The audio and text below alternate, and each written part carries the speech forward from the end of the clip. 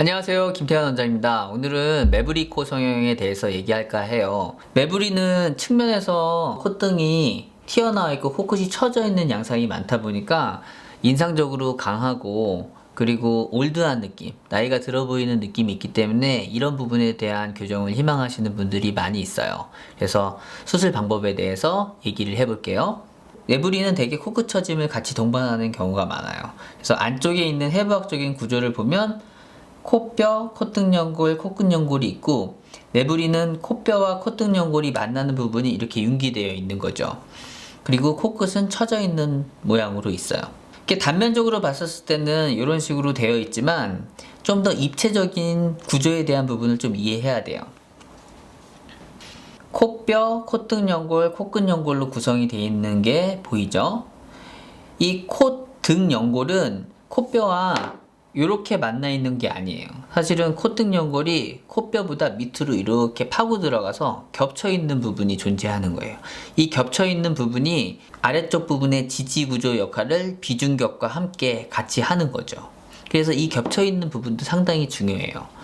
그런데 이 매부리를 다듬게 되면 이 겹쳐 있는 부분이 줄어들게 되죠. 그래서 그 부분을 수술자가 고려하면서 매부리를 다듬어 가야 돼요. 수술은 코 등은 실리콘을 사용해서 올리거나 아니면 무보형물로 콧등 중간 부분을 메워서 수술을 할 수 있고, 코끝은 코 안에 있는 비중격 연골을 사용해서 코끝 지지 구조를 만들어서 수술을 하게 돼요.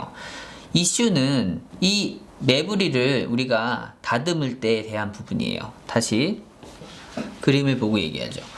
이 매부리를 다듬었었을 때 울퉁불퉁하기 때문에 실리콘을 덮어야 된다거나, 아니면 매부리를 다듬어도 코뼈가 다시 자라나기 때문에 실리콘을 덮어야 된다거나, 아니면 이 부분을 다듬게 되면 비강이랑 이 부분이 뚫리기 때문에 이걸 오픈 루프라고 해요. 그래서 오픈 루프가 생기는, 지붕이 열렸다는 거죠. 오픈 루프가 생기기 때문에 실리콘을 닫아줘야 된다거나, 이런 이유로 실리콘을 써야 된다고 얘기하는 경우가 있는데, 저는 이 세 가지 모두 동의하지 않아요.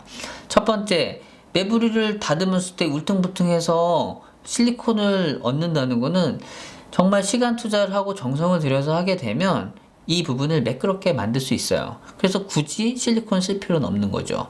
그리고 이 뼈를 다듬었을 때 뼈가 다시 자란다. 뼈가 이렇게 골절이 되면서 부러진 게 붙는 거기 때문에 이건 돼요. 하지만 여기를 다듬었다고 해서 이렇게 자라나는 건 아니에요. 자유면에서 자라나는 건 없어요. 물론 다듬었기 때문에 얘를 치료하기 위해서 부골이라는 게 형성되면서 되지만 걔는 시간이 지나면서 사라지는 거고, 그리고 실리콘을 덮는다고 해서 부골이 생기는 걸 막을 수 있는 것도 아니에요. 그렇기 때문에 실리콘을 덮을 이유가 아닌 거죠. 지붕이 열려서 닫아줘야 된다는 거는 글쎄요, 한국인, 동양인의 경우에는 구조가 약하고 작아요. 그래서 오픈 루프를 만들 정도로 매부리를 다듬게 되면 이 구조가 상당히 불안정하기 때문에 수술하는 자 입장에서 그렇게까지 매부리를 과감하게 다듬기는 사실 쉽지 않아요. 차라리 코끝 높이를 올려주고 그 부분을 좀 덜 다듬어 내려고 하지, 얘를 과감하게 탁 치고 하는 거는 정말 강심장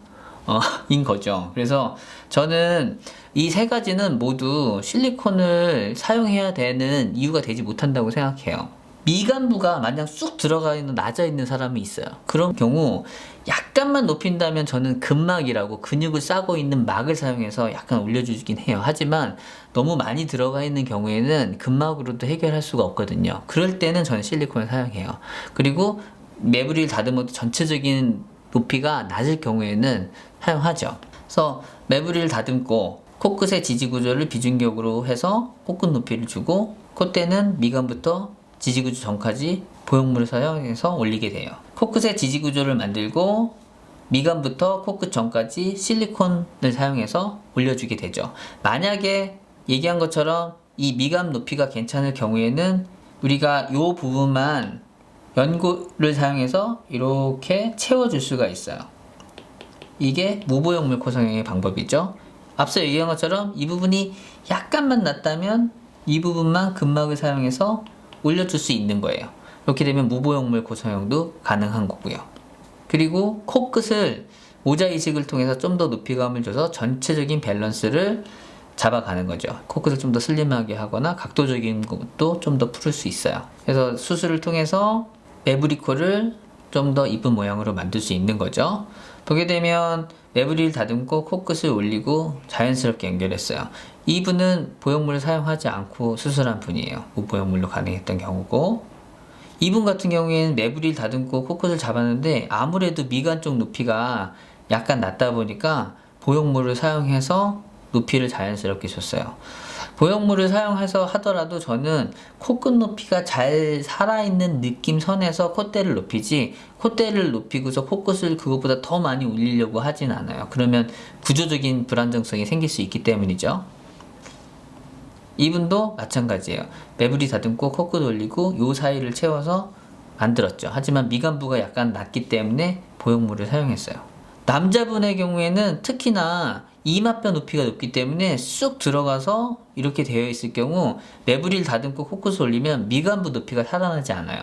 남자 코는 미간 높이가 어느 정도 있고 해야지 남성스러운 이미지가 될 수 있기 때문에 이런 경우에는 저는 강력하게 보형물 사용을 권유하는 편이에요. 그래서 보형물을 사용해서 미간 높이를 올려서 좀 더 남성스러운 이미지를 만들었죠. 지금까지 매부리코 성형에 대한 방법을 얘기했어요. 영상 시청하시면서 궁금한 점 있으시면 질문해 주시면 답변 드리도록 하겠습니다. 김태환 원장이었습니다.